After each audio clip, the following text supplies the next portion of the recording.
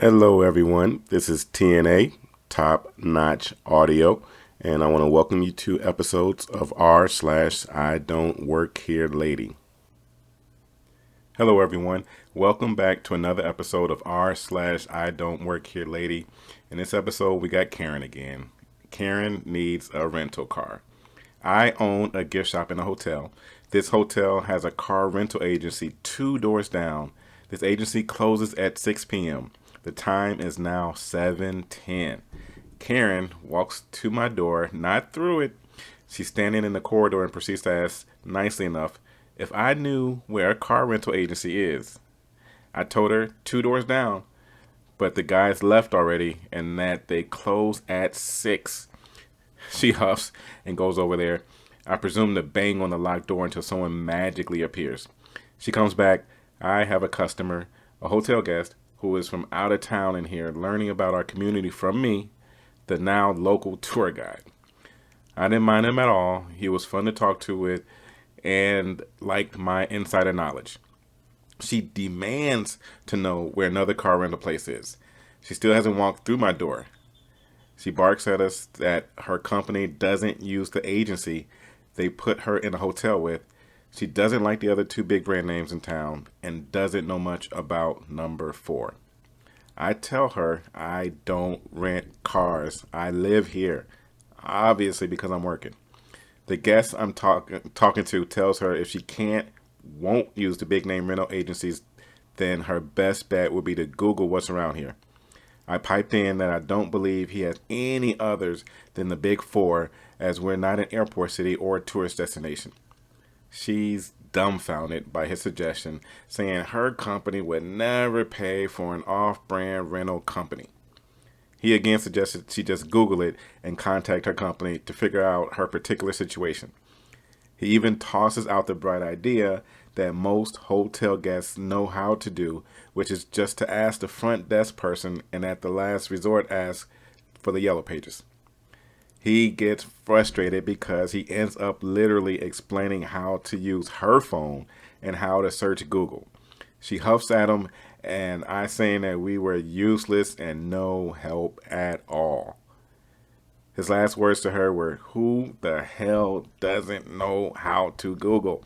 I'm 60 years old and I know I can just talk to the Google to get my info." Welcome back to r/slash I Don't Work Here Lady. Get ready for another episode of Karen. I didn't design your damn shirts, Karen. Tale from years ago when I worked for a consulting firm. Sorry if the details are a little fuzzy. This was a long time ago. I'm also long-winded and sleep-deprived, so it's a rambling one. The office layout on my floor had 4 private offices that were for 4 different independent contractors. 1 specialized in graphic design, 1 in copywriting, 1 in media sales, and 1 in advertising campaigns. All of the assistants for these different specialists sat in one large room out front at our tiny desks. Each of us worked for only one of the consultants, but were happy to pass on basic information to the other ones.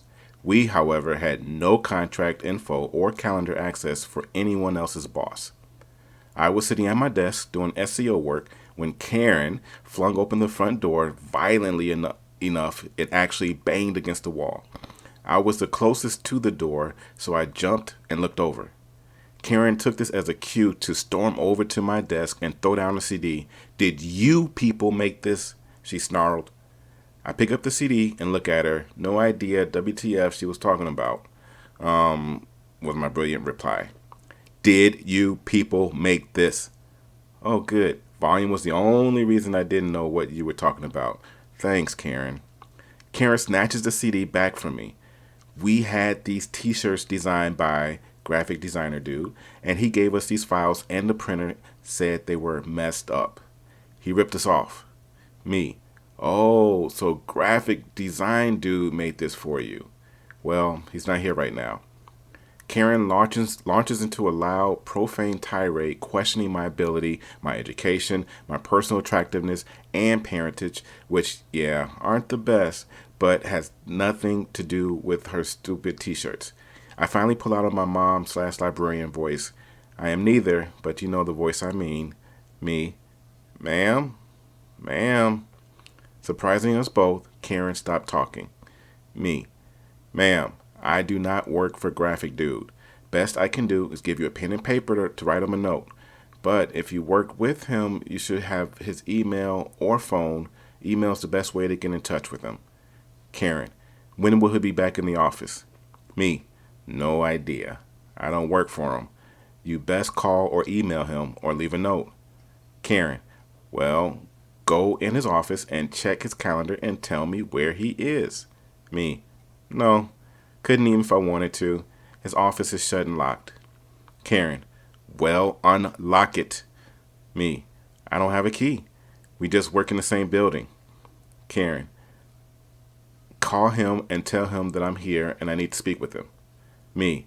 No, I don't have his number and I'm not his secretary. Not really true. I have his number, but hell no, I'm not playing receptionist. Karen. I spend a ton of money with you and I demand. Me. Ma'am, you do not spend a ton of money with me. I don't work for Graphic Dude. Karen. Yeah. You don't do the computer stuff. You're just a secretary. Now get him on the phone. I took a second to figure out how me sitting in front of the computer and using it when she came in equals not doing the computer stuff, or how secretary equals no computers. But this wasn't the brightest tool in the box, and she was giving me a headache. So I went to my boss and asked her to dislodge the Karen Barnacle from my life. My boss. Ma'am, I'd be happy to give a message to Graphic Guy. Karen. Where is he? My boss. I don't know. You can leave a message. Karen. Are you the manager? My boss. Yes. She's a consultant. She is self-employed by her own company, so I guess she is her own manager. Technically, mine too, but neither of us were sure what Karen was going for here. Karen. Well, I want to speak to the owner. My boss. Owner of what exactly? Karen turns and points at me. I shoot you not, this woman snarls. That girl there. My boss and I are sharing a look. My boss says to Karen very slowly, you want to speak to her owner? Karen nods emphatically. I want her fired. Other guy in the office pipes up. Don't you mean disowned? My boss glares at him. My boss. Ma'am, I am her boss and I'm not firing her. And we have nothing to do with Graphic Dude. We can't help you. Please leave and try to get in touch with them on your own. More shrieking. Karen is now questioning both me and my boss's work ethic, personal grooming, and voting preferences. My best guess is that she got herself all worked up into this righteous indignation rage at the t-shirt issue before she came in. And she just transferred all that ire to me because I opposed her will. But her anger at me for not working for Graphic Dude is way out of proportion. Graphic Dude's assistant has walked into the office during all this, and being the accommodating soul he is, offers to look at the file. Karen stomps over and hands it to him while he explains that Graphic Dude is out of town at a wedding and won't be back until Tuesday. Graphic Dude, by the way, does not do any work outside of the office, which upsets Karen more. The file opens up for Graphic Dude's assistant dude. It's some hideous summer family reunion t-shirt. Other dude looks at Karen. So what's wrong with it? Karen scowls. The screen printer said the file is all messed up. Graphic Dude's assistant dude looks confused. It's fine. Karen. No, it's not, she shrieks. Now the other guy's trying to explain that the file is fine, but she can get in touch with Graphic Dude next week. Not good enough for Karen. She keeps yelling while assistant dude looks at the image more closely. Assistant dude. Oh, are you Miss Karen McButtface? Karen. Yes. Assistant dude. Oh, okay. I can fix this for you. Karen smiled broadly, praises him in a cynically sweet, good puppy manner, and saunters over to us to explain how she's still going to get us all fired, and it's about time, blah, blah, blah. Assistant dude comes over and hands her a new disc and sends her on her merry way. My boss goes back to her office and shuts the door, telling me not to come get her if that harpy ever comes back in. I look at assistant dude, who is grinning. Assistant dude is a college sophomore Graphic Dude, grossly underpaid to gain experience, and he gives no shoots about no shoots. So I know something is up. Me. Okay, assistant dude. What did you do? Assistant dude. Come take a look. On his computer is the image Karen wanted on her t-shirts, open from the disc she brought in. Freaking Comic Sans, McButt's Family Reunion 20XX with a dumb picture. Okay. Assistant dude. And here's what I just saved on a new disc for her. And shows the same image where he has replaced the text with, but pay me, and middle finger graphic. Assistant dude is smiling. I remembered her name finally, he said. Graphic dude was pissed, so she told him this sob story about why she couldn't pay half up front like we normally do, and he made an exception. Then once she had the file, she refused to pay for it. Originally, we were going to get to the shirts printed for her, but she stiffed us and took the file and ran. She figured she could just get them printed herself. I told Graphic Dude not to give her a print-ready file for approval, but he thought since we were going to handle the shirt order, yeah. I get it now. She likely went to the cheap local screen print shop that I happen to know doesn't have anywhere close to the latest version of any graphic programs. This comes up a lot in this office. If a customer uses that shop, the shop guy will try to open a file saved from the latest version of graphic software and go, can't open it. Go get it saved as an earlier version and sends customers back. This Karen wasn't bright enough to remember anything past file no work, you bad. And of course, you are all probably quicker than me and realized what it took a minute to dawn on me. Karen gave Assistant Dude her disc. He saved the new image on a new disc and gave it to her. She left the original file in our office. So, unless she was smart enough to make a copy, she now no longer has the file she stiffed graphic design dude on. I am sad to say that she never came back in. I hate a story with no follow-up, but such is life. Myself, I hope she got the shirts printed without anyone catching the file change. I brought Assistant Dude some banana bread I baked the next day to thank him for his efforts.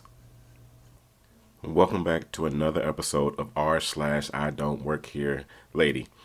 Get ready for another episode. My mental health clinic.